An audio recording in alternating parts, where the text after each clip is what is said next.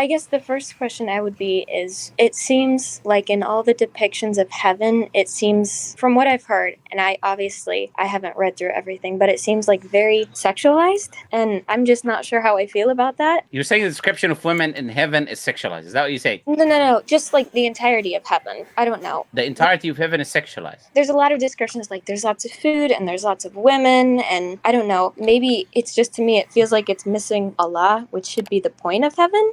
I really don't know a ton though, so like, go ahead. What have you read? Let me just before I answer your question, what sources have you read for what you say? I've never read through the Quran. I've just heard it on like YouTube and stuff. Which sources? People are non-Muslims talking about Islam? I don't even know what specific sources, but No, I'm saying they were non-Muslims who were talking about Islam that you heard from. It could be. I don't exactly remember what it was. Probably. Okay, so I would say but at least you're coming to a Muslim to ask the question. I'd say the best source, the best source is to be the people. Fair. Yeah, the people who actually believe the thing. So we wouldn't say food is sexual, for example. You mentioned food in Jannah, right? Sorry, just like pleasures. I guess you could say it that way. Yeah. So Jannah is where you have whatever your heart desires. So of course, everything in Jannah is the desires of a human being, because it's a reward, and you're rewarded by what you desire. That's the definition of a reward. If I give you something you don't desire, that is not a reward. So paradise, from an Islamic perspective, is a reward. You have gardens in Jannah, you have rivers, you have drinks that are not like the drinks of this life. Like, for example, you have alcohol that is not like the alcohol of this life. That is not sour like the alcohol in this life. That does not give you a hangover. Complete different type of alcohol, right? You have milk that does not go off. You have honey that is 100% pure, which you don't have in this life. You cannot have 100% pure honey. These types of things that would be in paradise, fruits, different fruits, etc. You will have in paradise, as the Quran describes. You have Hur al-Ain, which is a creation of God, a feminine creation of God that is given to men. You have palaces, gold, you have silver, you have beds, you have everything that your heart desires. So the things that human beings would desire, and anything that they can desire or ask for, they can ask for in paradise, and they can be given according to the Quran. And paradise has different levels, and the highest reward in paradise that is mentioned in the hadith is where Allah Azza wa Jalla will speak to the believers, and He will say to the believers, are you satisfied with all of these things that I mentioned to you? And then they will say yes. So Allah says He will increase them, and they will see Allah. This is the highest reward we will have in paradise. So not everybody gets to? The people who will be in paradise will see Allah. Everybody? The people who are in paradise. The people who are not in paradise, they're not going to see Allah. Yeah. Allah, in fact, Allah explicitly says in the Quran that they would be veiled away from Allah, the disbelievers. They're not going to see Allah because it's a reward. It's not just a reward. Look, when you see something beautiful, that's a reward. Yeah. Allah is the source of beauty. Yeah. Right? Allah is the most beautiful.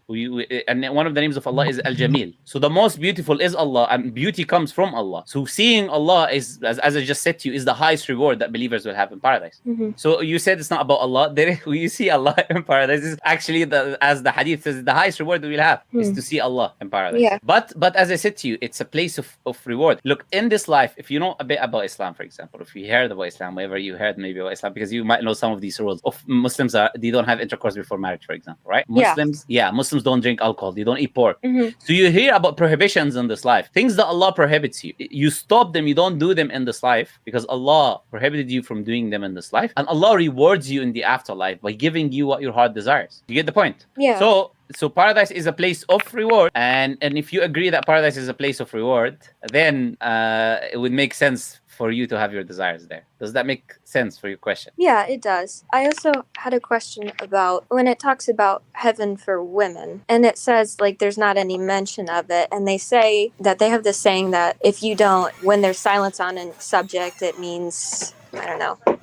Yeah, I'm coming. Hold on. Sorry, that was my sister. No, it's all right. It's okay. No problem. And I'm smiling about what you said because I find it funny. You know, the reason I find it funny is because when you know something's completely false and someone is telling you something, it sounds amusing. You get what I'm trying to say, right? Yeah. So look, the description of paradise is genderless in the Quran. There is no description for men and description for women. So the Quran does not differentiate in the description of paradise for men and women. Everything I mentioned to you, rivers and food and all of these things and seeing Allah, that's all for men and women in paradise. Allah Azza wa Jalla says in the Quran, and whoever that believes in Allah and does righteous deeds, believing men or women, Allah will reward it. So, but what about the whole concept of like the Hura line or whatever they're called? Yes, Hur al-Ain, yes. Yeah. Yes. What's up with them? Isn't that gendered? That's gendered, yeah. Paradise is not about Hur al-Ain. Paradise is about what your heart desires. And Allah created men and women differently. The physiology of men and women are different. For example, most women, and probably you would agree with me, they would desire to be with one man that they love and admire and they respect. Would you agree? Yes.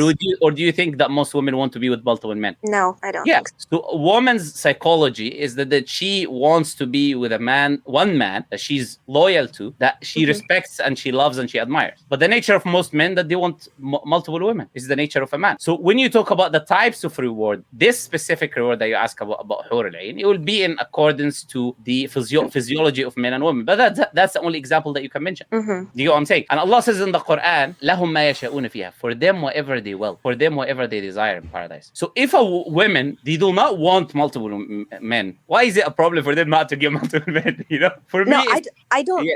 I'm not saying that women want that. I was No, confused. I'm just saying, it's not you. I'm not addressing just you because this is a claim that a lot of people make. Yeah. For me, it's just ridiculous for someone to say that, look, they don't get this, but they don't want this.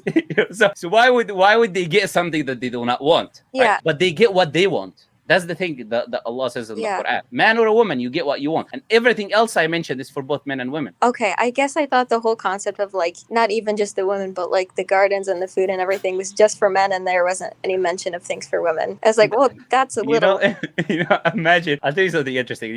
Islam is the biggest growing religion in the world. Did you know that? Yeah, I did. Okay, conversion rate, not birth rate. So people accepting the religion. According to Pew Research, are you from America? Yeah. Do you know about Pew Research? Yeah. Yeah, it's one of the biggest research centers in America, right? So according to Pew Research Institute, by conversion, the biggest growing religion in the world is Islam. Conversion rate, not birth rate. Do you know that 3 out of every 4 people that accept Islam are women? Yeah, I've watched a lot of your stuff. Okay, so no, but I want you to think about that. Imagine 3 out of 4 people who accept Islam are women, and there's nothing for them in paradise. That would be hilarious for me, right? I'll be up soon.